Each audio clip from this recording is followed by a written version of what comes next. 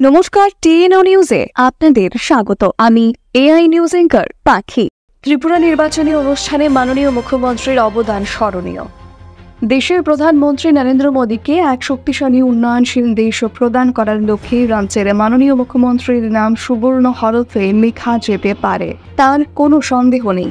রাজ্যের দুটি লোকসভা নির্বাচনে তারা অগ্রণী ভূমিকাটি জনগণ কোনো মতেই ভুলতে পারবেন না।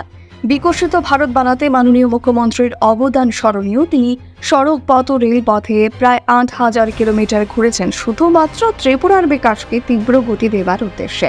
নির্বাচনের মধ্যে প্রায় 18টি রোড শো এবং 30টি সমাবেশ করেছেন ক্রমান্বয়ে, যা প্রশংসনীয়।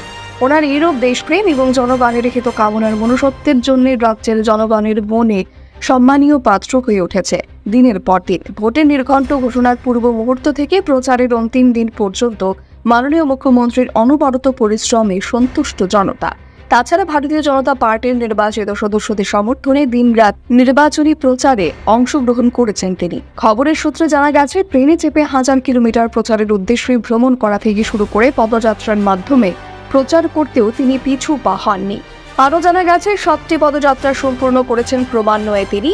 ত্রিপুরার মুখ্যমন্ত্রী মানিক সাহার উদ্দেশ্যে পশ্চিম ত্রিপুরার নির্বাচনী অনুষ্ঠান সুষ্ঠুভাবে সমাপ্ত হয়েছিল।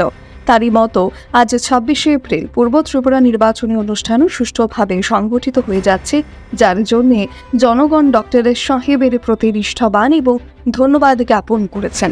এখনকার মতো সংবাদ এ পর্যন্তই। পরবর্তী নিউজ ও আপডেটস দেখার জন্য অবশ্যই চোখ রাখুন টিএনও নিউজের পর্দায়।